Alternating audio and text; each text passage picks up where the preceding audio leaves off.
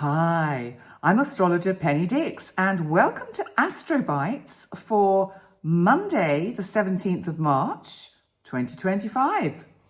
Well, we have quite a lot of activity going on at the moment with retrograde Venus, retrograde Mercury, and now the Sun, nearing the end of Pisces, is conjunct the North Node in Pisces. So how does this affect us today from a kind of energetic way? Because I think what it does, because if we think about the fact that the North Node is very karmic, it's about our kind of collective destiny.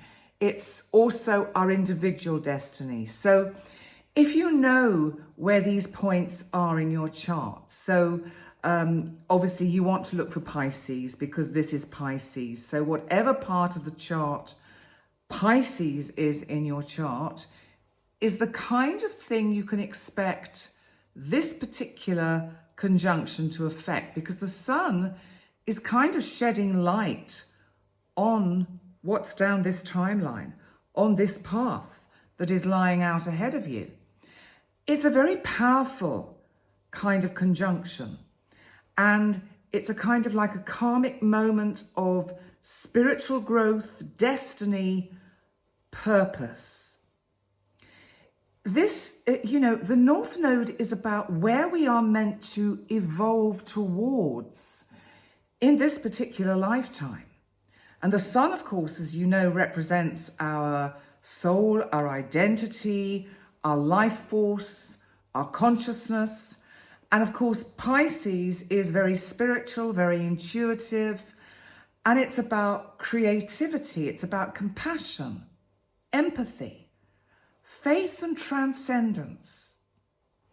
So we may find that we start this week off feeling quite intuitive, quite spiritually called, as if we're drawn to kind of just really connecting with those higher energetic frequencies that are around us and are available for us all the time.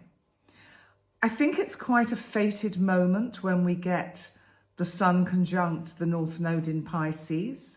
And if you do know your chart well, you may be able to note the degree that it's at. So just let me tell you the degree that it's at. So it's at 27 degrees and 28 minutes of Pisces.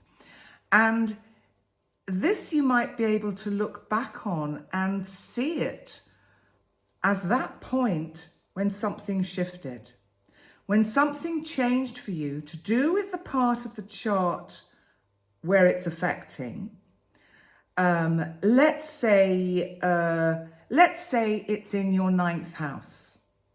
So the 9th house is about travel, is about higher education, is about truth, is about spirituality.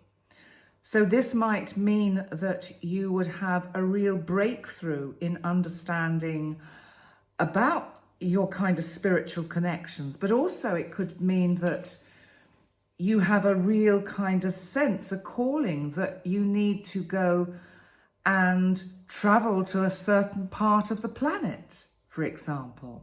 Like, I've always felt I want to go to, let's be controversial, Greenland. It just popped into my mind. I couldn't resist it. And so you feel called to go to Greenland. Well, it could be the pivotal point that changes that comes today, that you'll be able to look back. And it's also, that there is a highly mystical flavor to the energy of today. And I think it's also because the Sun can represent our ego. So it's about being able to stand back and actually say, I will step out of my way and allow my higher self to connect me with my higher purpose, with the higher kind of purpose of my life, of my karmic destiny to unfold, so that we allow the ego to dissolve in the Piscean energies, so that we can become and sense that there is something greater than ourselves in our experience. So it's about being very, about non-attachment. Because when we are attached to objects, things, people's outcomes, they cannot unfold. So really what this energy is about is being able to move into a state of non-attachment, of actually letting go of the intentions and ideas and plans that you have for the future that you would like to see unfold and manifest on your destiny, on your karmic path, but actually letting them go and really freely letting them go and letting the cosmos work her magic to weave together the strands, the threads of the tapestry of the idea, the creation that you wish to manifest. You may have experiences today of synchronistic events or telepathic communications with, maybe you hear from someone you haven't heard from for a while, but they pop into your mind and the next thing you know is you've got a message or an email from them. I think that, anyone that we encounter around this energy, it can feel quite fated. The conversations that we have today will be meaningful and will help perhaps to help us resolve traumas and hidden wounds that we have within us. So how do we finally navigate this energy?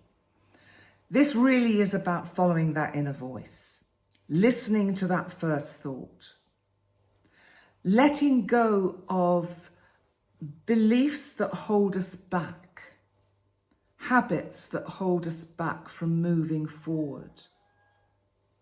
Actually, great time today to pay attention to dreams and to the synchronicities that can come from that. Great time to actually really sit quietly and meditate or sit and do some automatic writing and actually say, okay, divine energy or guardian angel or blue light beings or spirit guides, whomever it is that is your go-to divine energy, that you say, what do you want me to know today? What needs to unfold on my karmic path? What can I do to help myself?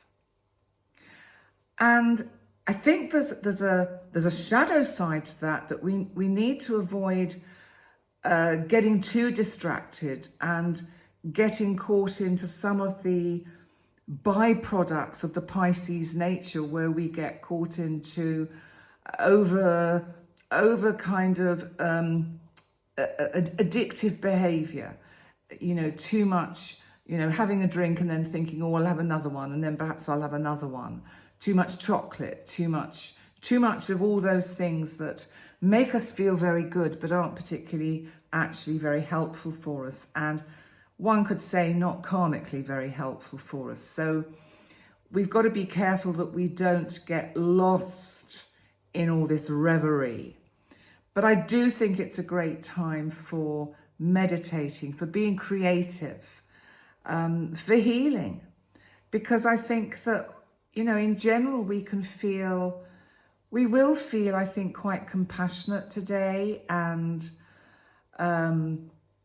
that sense of being able to let go and trust the unknown and trust the future, trust what's coming to us, to really sense that there is more to everything than what we see, feel, hear, touch, smell. There's what we sense. There's what we know. So I found a rather interesting word for us today, and it's destiny. It seemed that it was the most obvious word to have on a day where we have the Sun conjunct the North Node. So William Shakespeare said, "It is not in the stars to hold our destiny, but in ourselves." I would say it's a symbiotic relationship that has evolved between mankind or humankind and astrology over the years since William Shakespeare wrote that, because I would actually say that we are intrinsically involved in the energetic interpretations of the cosmic bodies with ourselves. Excuse me. There's an unknown quote here, which is, "Your destiny is not something you wait for, but something you work for." And that's the whole point about destiny, isn't it?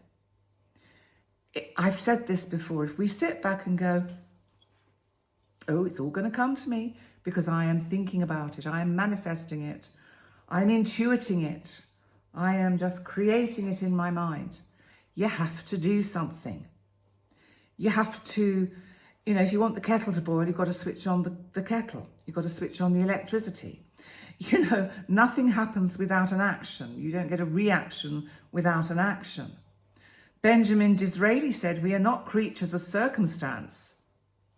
We are creators of our own destiny." And Ralph Waldo Emerson said, "The only person you are destined to become is the person you decide to be." And we come to crossroads in our lives where we know if we continue down this path, things are going to unfold in a certain pattern. And sometimes in those crossroads, we think, no, I'm going to go this way. I'm not sure that I fully know what I can expect down this timeline, but something is impelling me, compelling me. That is like the pivotal moment you get with the North Node conjunct the Sun. There is an unknown quote here, which is, "Sometimes destiny is a matter of choice, not chance." And Jack Welch said, "Control your own destiny or someone else will." Well, that's true, isn't it? It's not their business. William Jennings Bryan said, "Destiny is not a matter of chance. It is a matter of choice," which is what I was just actually saying. We come to that fork in the road and I'm feeling, I don't want to go that way. I want to go that way. I'm not sure quite where it goes, whereas that path looks much brighter, lighter, but I want to see what's down there. Tony Robbins said, "Your destiny is shaped by the decisions you make in every moment." And Seneca finally said, "Fate leads the willing and drags along the reluctant." So there we go. That's a little bit about what we can expect today with the North Node conjunct the Sun in Pisces. So thank you so much for joining me. Please remember, like, comment, subscribe, share. And remember, if you'd like to have a session with me, go to my website, pennydix.com, email me at penny@pennydix.com, and we'll sort out a suitable time for both of us. In the meantime, have a great day. Follow your star, not someone else's. If they want to come with you, they will. On that note, I'll say bye for now. Bye.